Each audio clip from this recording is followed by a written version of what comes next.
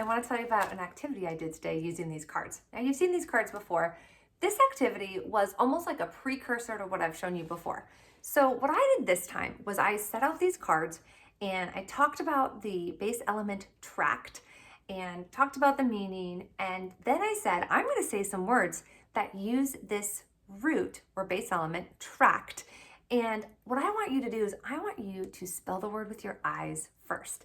So you are going to find the morphemes that spell the word that I'm going to say. And I reviewed the pinks are the prefixes, the purples are the suffixes. These are all morphemes. These are all word chunks that have meaning. So we're going to, with our eyes, look for the morphemes in the word I'm going to say. So, ready? Let's say the word, let's spell the word subtracting. Take a look. Which morphemes spell the word subtracting? Find that prefix, find your base element, and then find your suffix.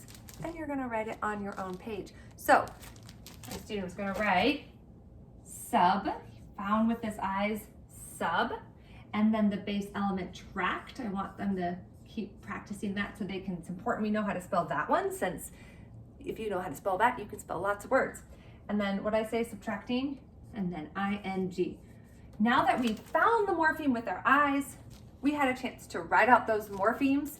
Now, without copying and looking, we're going to spell the word subtracting. Now, this is an important distinction. I don't want them to copy when they write the word here, but I do want them to be thinking about the morphemes that they just practiced spelling. So I can guide by saying, think about the word subtracting. What is your first morpheme? What's your first chunk? Sub. And now we have tract and then ing. So then they spell the word subtracting.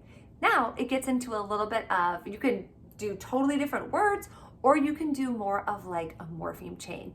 So I might say, let's take subtracting and change it to distracting. Like when something is distracting, it pulls us away from what we're supposed to be doing. So which morpheme are we going to change from subtracting to distracting? Take a look here. Okay, we're going to use dis. So now that we've identified it, my student is going to write dis, and we're going to double check our morphemes that we've spelled each of our morphemes correctly. Then we're going to write the word without copying, but just thinking of our morphemes. You can change distracting. Now we can do distraction, and you can review that tricky ION and how ION by itself doesn't make a sound, but when it's put with that T, that's when it makes shun. So we're going to go ahead and write distraction, and so on. You can keep doing it. Now, if you feel like, say ION is not something you have spent enough time on and you're like, I don't want to do that one, that's fine. Just take out that morpheme and just include the morphemes that you think your students can handle. I did this with a second grade student. I have not explicitly taught the majority of these morphemes. However, we have seen them in text multiple times and we've talked about them.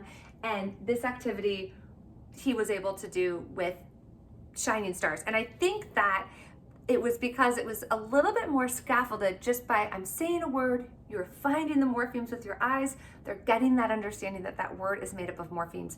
Way easier than trying to spell a string of letters. It's way easier to be thinking of the word in these meaningful chunks. So I hope this was helpful.